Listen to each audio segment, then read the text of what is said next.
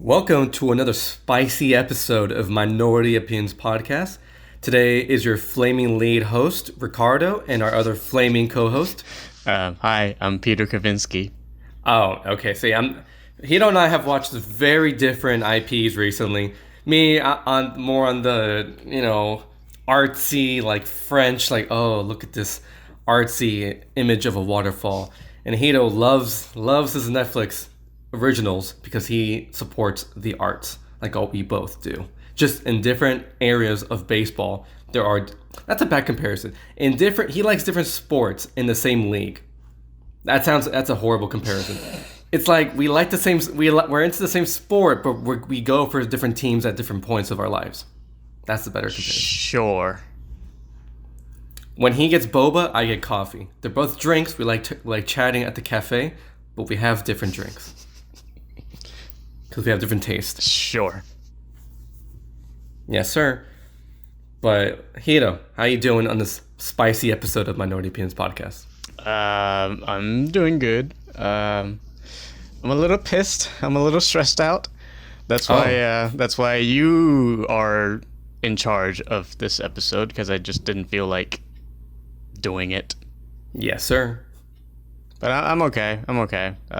Work's been ridiculous, and the politics has been ridiculous as well. Yeah, to our United States viewers or international viewers, Japan's going through a rough moment right now. It's like tension-filled political climate. Oh yeah. Yes. Oh yeah. Like, I'll be on Twitter and I see Hito typing in Japanese and I'm like, translate. And it's just a lot of angry words. I'm assuming he's angry. If you want to listen to me complaining about what the garbage puking pig of a prime minister in Japan is doing to the country and the people, follow me on Twitter at Hitotastic. That's Hito-tastic, and you get to see my tweets about how shitty this person has been. Yeah, a lot of people have a perception that like Japan's like the most perfect like country in the world. Like they think of like the touristy parts and the artsy parts, but they don't really go into like the deep Japanese like culture that like brews around it. You know what I mean? Yeah. Yeah, Hito's our navigator and we are simply the audience. True. That's true. Yeah. Have you heard anything about what's happening here? I know the Japanese Olympics have been a big topic recently because I feel like this is like a huge myth. Like people think, oh, if you host the Olympics, you're gonna make a lot of money, and it's like, no, you won't. No, the you company, won't. No, the Olympics makes a lot of money. Nobody else does.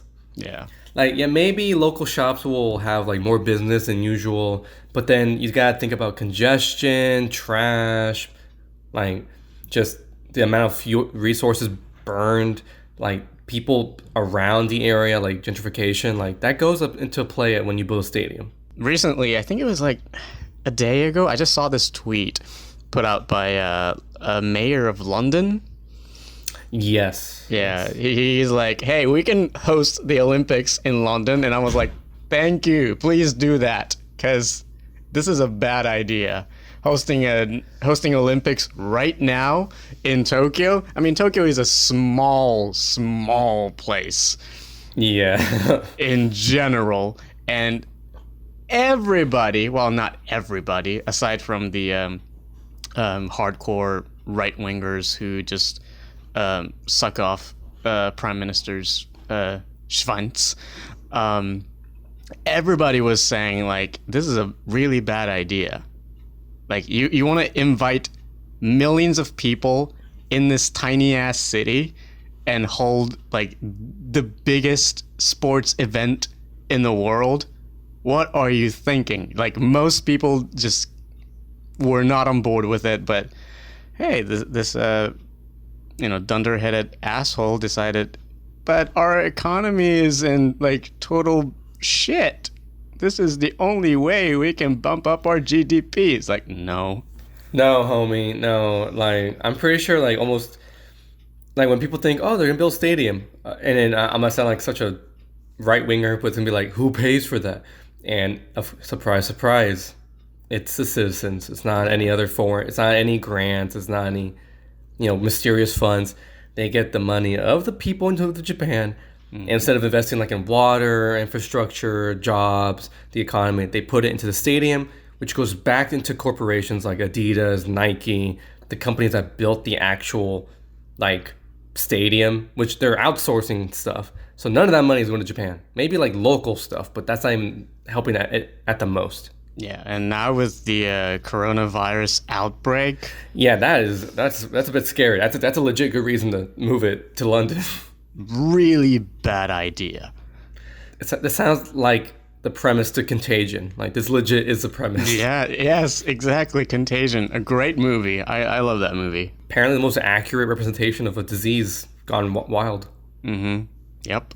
How you doing, man? I don't want to complain too much about my life. Things are going pretty well. Like I have too much free time because like I only have like 4 classes, one's online, and like for once I like sit down for hours just reading and reading and reading. Like that adaptation class is really good.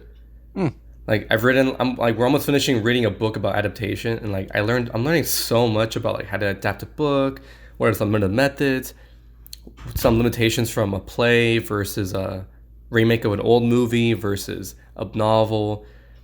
And then it didn't really talk about video games because, there's a trend of like video game movies throughout the years. And it really opens your eyes on like what makes a good adaptation in America versus Europe. Okay. And then the noir class, I love that class so much. He makes you really think of why trends occur and why people use the certain stylistic choices they do in their films. It makes you really think, well, why are movies like this coming out at this time period? And it was only happening in the 40s and 50s because like a lot of novels and the French were like super depressed after World War II. So they're like, let's make these depressing artsy movies. And I'm like, yes, give me that shit. Like I love that stuff. So I'm really enjoying it. In the horror film class, really opening my eyes about why horror films are made and why are they made. And a lot about torture porn, I'm assuming. That's like the last 3 weeks of class. There's like 4 segments of it. I'm like, I'm not ready for this. So it's like, yeah. That's been my life.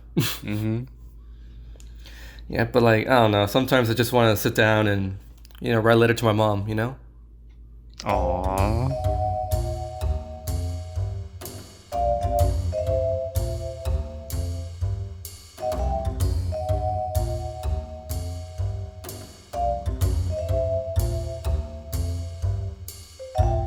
Yeah, that kind of relates to the first film, doesn't it? Yes, writing letters to not exactly your mom, but your crushes. All 5 of them, apparently. Oh, yeah. 5 of them. 5 crushes. To All the Boys I've Loved Before, which is available on Netflix. They just released a sequel like a week ago. Now, before you get into the review, I don't know anything about this. The first one, when did that come out? Like that was a. There's a first one. Came out in 2018. I think it was around the same time as Crazy Rich Asians. Okay, and like, was it a Netflix original back then, or was it like a theatrical film? Yes, Netflix original. Netflix specifically bought the distribution rights for 3 movies. Okay. Yeah, and this is the newest one is the second chapter. It's called To All the Boys, P.S. I Still Love You. So it's based on a series of novels written by an Asian American woman. Yes, it's a teen rom-com. It's kind of like it's a modern day John Hughes kind of rom-com. But this one does not have any racism. Does not have any... Or sexism. Yeah, sexism. It's a very good-hearted love story. Okay.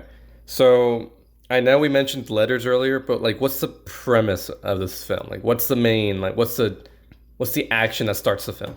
So, in this movie, Lara Jean and Peter Kavinsky are officially dating.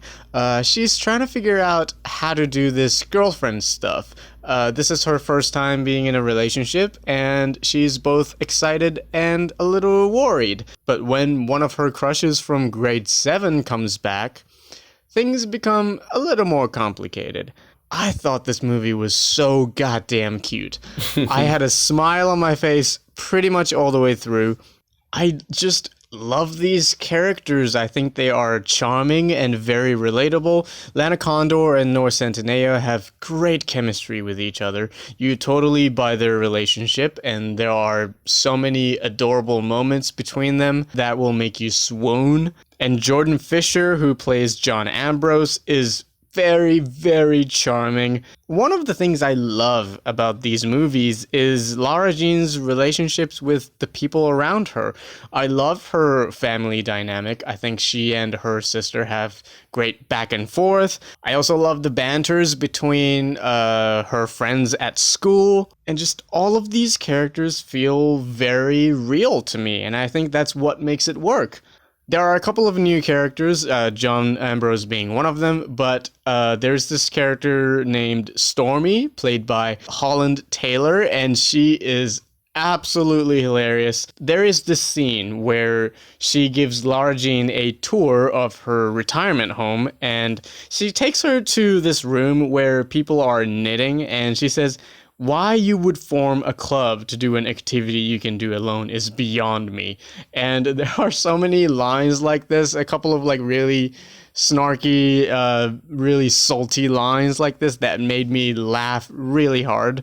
She stole every scene she was in, and she functions as this sort of a mentor, kind of like a grandmother figure to Lara Jean. And her growth as a person really spoke to me.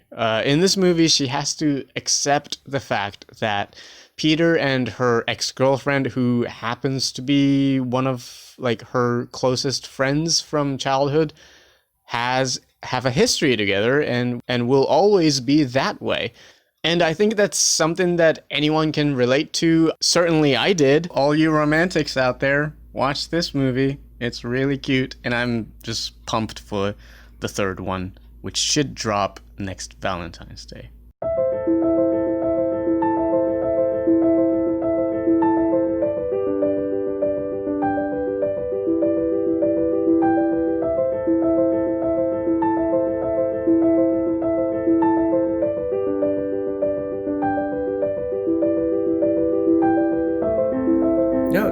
Today's podcast is really like love themed, isn't it? Mm-hmm. Oh yeah.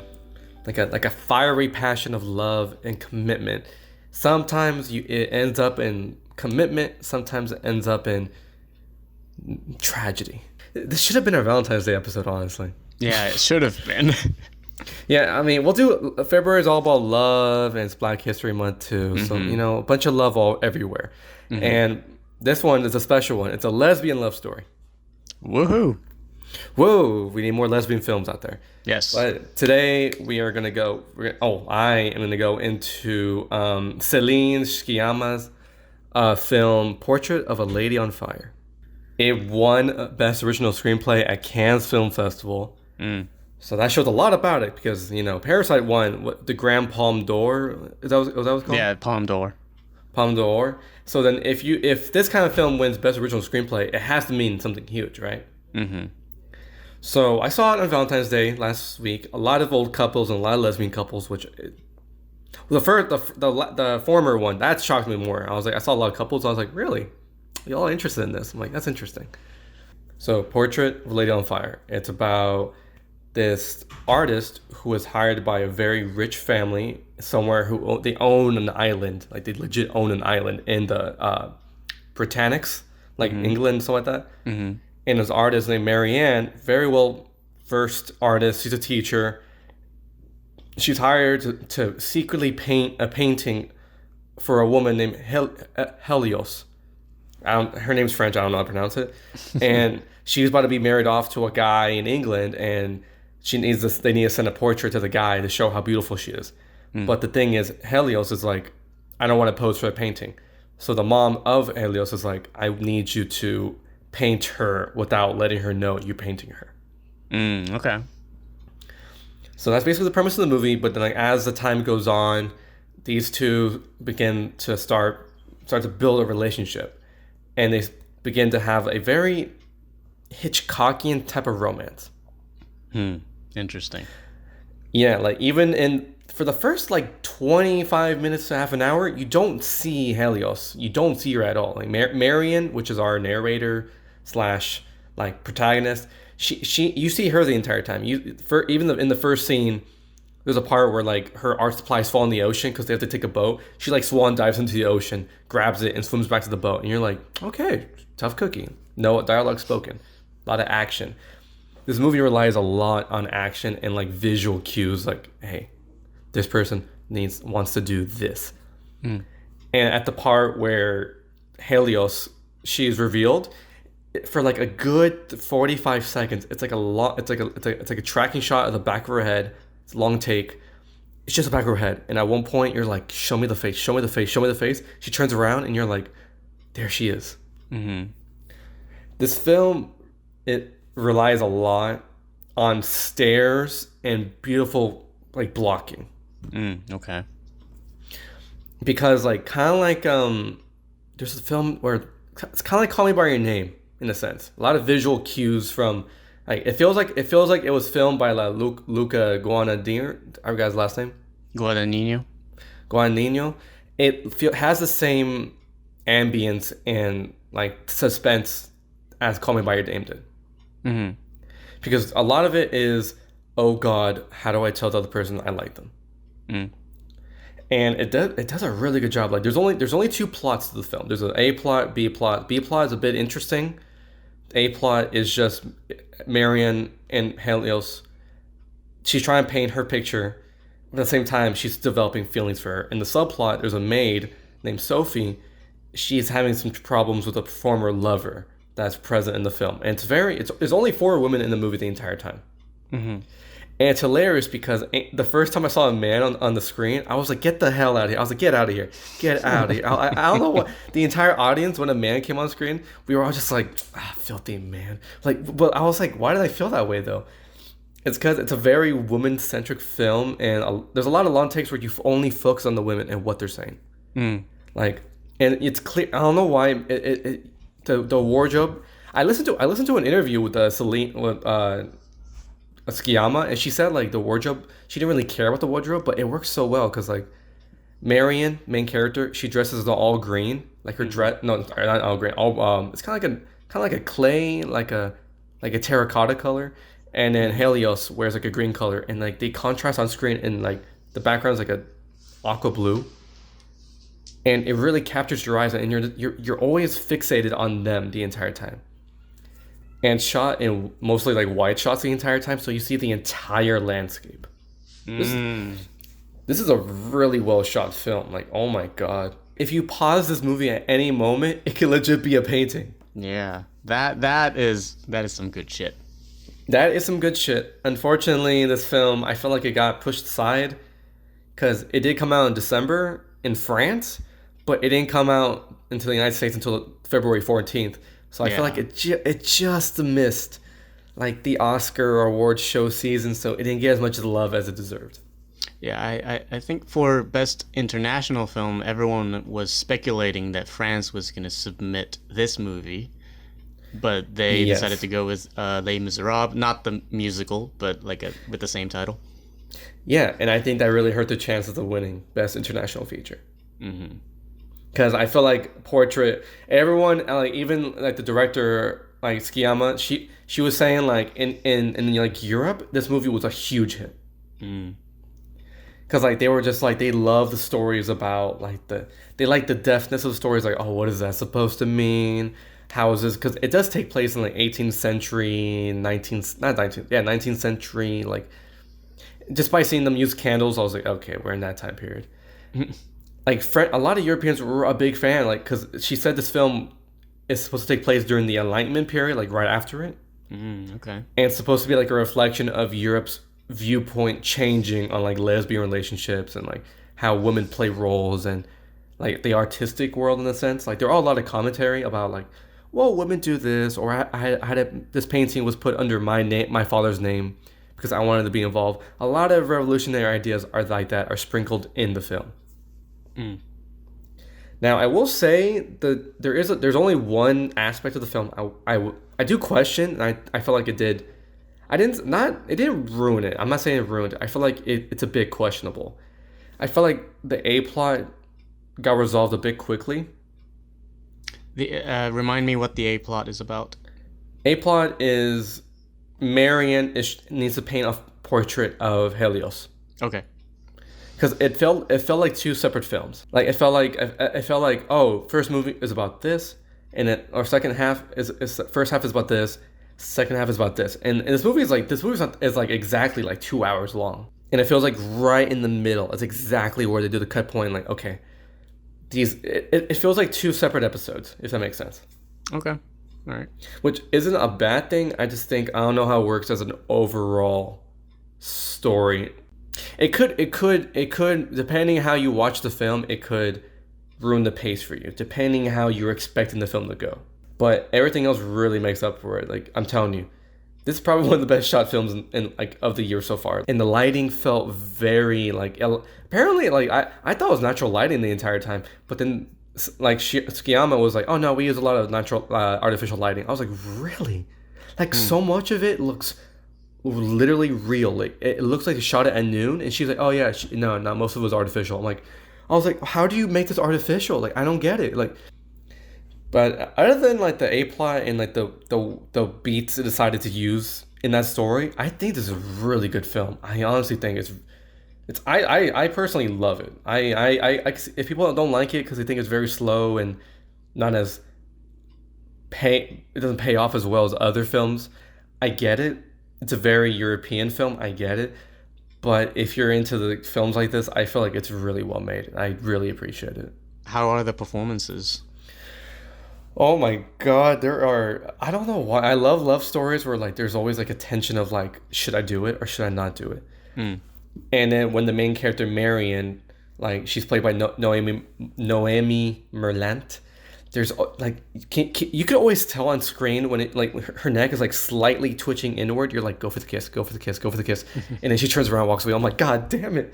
Like without saying anything, I'm feeling this tension. And then the other character Helios, she's a very complicated character, and just by her eyebrows, her eyes, and the way her materializes her face, you could feel the awkwardness and the snobbish nature of that character. I love it. And then when a man came on screen, the whole audience was like, I was like, get out of here. I was like, get out of here. I was like, get out. No one wants you here. No one likes you, Booster. Like, get out of here. Was there like an audible like, oh come on, man? Yeah, a lot of people in theater. When you saw the first man on screen. Oh, there was like the rowboaters who brought it there, but later on, a guy comes on screen. The whole audience was just. Like we were just like, get the fuck out of here, man. Like get out of here. We don't care about you. And it's so weird because we don't even know anything about him, yet we have this feeling of anger toward him. Like that's how well like Tsukiyama did a good job with this film. Like, I don't get it. It works so well. I definitely recommend it. It's slowly being widely released throughout the United States now, so if you have a chance and you want to see a love story, including with all the boys I love, I think this film's really good. I greatly adore this film. I think it works really well as an artsy film. Maybe entertainment wise, maybe not, but artsy, I adore it dearly. So that's the review of Portrait on Fire. We're gonna take a quick break, and when we come back, we'll be talking about a classic 60s film called Guess Who's Coming to Dinner. We'll be right back.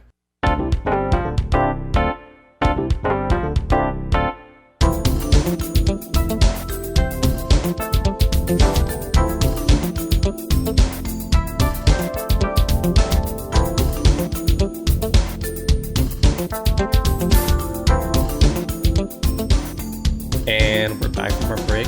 Hiro, since we're on the topic about love today and forbidden love, I got another movie lined up right now. And I'll make it quick because it's a good one. It's simple, straightforward, and I think it has an impact. All right, what did you see? So I recently saw, for Valentine's Day, I saw a film by Stanley Kramer. It's Guess Who's Coming to Dinner. Which came out when again? 1967. Wow. A little bit after the civil rights protests. Like, it's around that era. So this film had a huge impact on the views of that, era. Like, it's funny how a lot of these films that we're watching right now, they reflect a lot of the current climates and views toward dating and like ideals. At least in probably United States versus France versus Japan.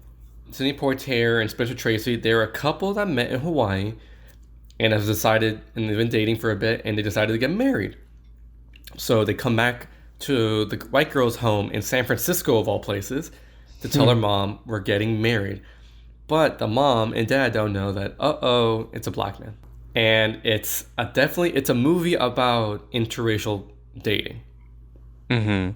And the mom is played by Katharine Hepburn, of all people. Yeah, and then the dad played by Cecil Calloway. And it's a very straightforward movie. It's about like an hour and a half. He comes back. They come back from Hawaii. Sidney Poitier he's a doctor. He's a bit perfect. He's a PhD doctor. He works in Africa. He worked for the UN. He worked for the National Biology Research Association for France, Europe, and United States. And I was like, wow, this guy's done everything. Yeah. And the girl, she's just I don't even remember what her job was. I think they just said, oh, when she was in college. I'm like, what did she study?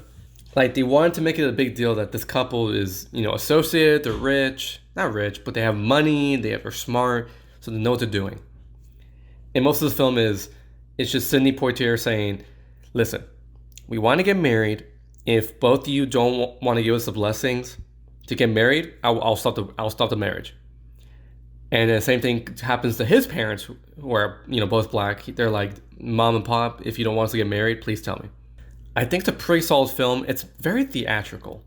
Because the set is like only one building and like maybe one other hotel. And there's an airport in it's SFO apparently, before, Oh, wow. TSA came out.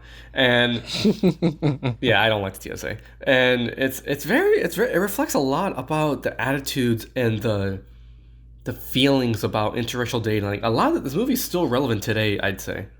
Because a lot of the arguments weren't, I hate that you're this person. It was more as, if you go with this person, you understand the results of that happening to your couple career, right? I was like, that argument makes a lot of sense.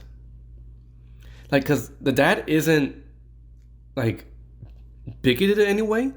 He's more concerned. He trusts them, but he doesn't trust society. I mean, it was after the civil rights protests and such, and I think it's still relevant today. Like, is the idea of a interracial marriage or dating thing, is that still allowed? Do people still feel weird about it? Which I feel like yes, which is why I feel like this movie is still relevant. There is one aspect of the film that made me go like, okay, that makes no sense. I would not buy that. When I told you they've been dating and they met in Hawaii, they met in Hawaii and knew each other for 10 days and then wanted to get immediately married. And you don't buy it? I don't buy it. I really don't buy that. You want to get married after 10 days. I don't know. That was the only part. They're like, Daddy, I've known him for 10 days. He's such a great man. I'm like, do you though? Like, he's like, do you really know him though? And the guy, Sidney Poitier's telling his dad, like, this woman, she's a huge impact on me. I'm like, dude, it's been 10 days. Are you really sure? Are you sure you want to go through with this? Like, marriage is a big commitment. You either die or get divorced. That's a big commitment. Like, Jesus. That's the way to look at it. That's how I look at it. So I'm like, are you sure about this? Are you sure you want to be committed? Other than that, I think it's a really funny film with a lot of critiques on dating. What's your DVD pick? It's a Blu-ray film I own. It's the first Criterion film I actually ever bought in my life. It's Inside Llewyn Davis. It's directed by the Coen brothers. It's a very cynical view of the world in the artistic folk music era of the 60s/70s. Stars Oscar Isaac, and he's just depressing artist who's trying to get by making money. What about you, Hito? What's your pick? I had a different movie for my DVD pick, but after listening to your review of Guess Who's Coming to Dinner, I thought The Big Sick, because I really enjoyed it. It's a movie about an interracial relationship, and I think it's great. It's hilarious. I really, really love that movie. I think it's on Prime, right? Amazon Prime? It's an Amazon Studio film. Yeah, so all you Prime subscribers out there, watch The Big Sick. You will laugh, you will cry, and you will make you want to hug your significant other. And it might make you fall in love. Maybe. or Maybe. just hook up. I don't know, whatever you're into. Whatever you're into. Hiro, thank you again for being a terrific host on the podcast. And thank you, Ricardo, for being a great human being.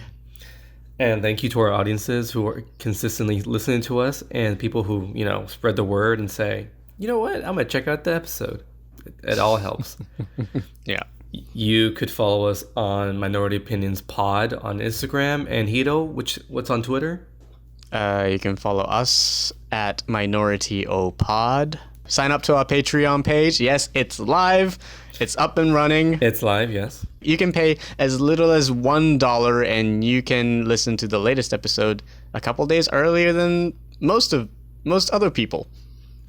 And there's different tiers. It's a small startup, so we're not begging, but it'd be nice, just morally. So morally, it'd be nice. Like if we could get $10 billion in eco stuff, why not for our podcast? Like, ooh, yeah, and we're not gonna spend it as stupidly as Jeff Bezos. Yeah, I'll buy like 2 really nice mics and that's it. Yeah, maybe a Tesla. That's it. I don't know. Buy a recording studio. I don't know. But thanks for joining us again. You can follow me on Twitter at RickyRicardo76. And we will see you all next week on Minority Opinions Podcast.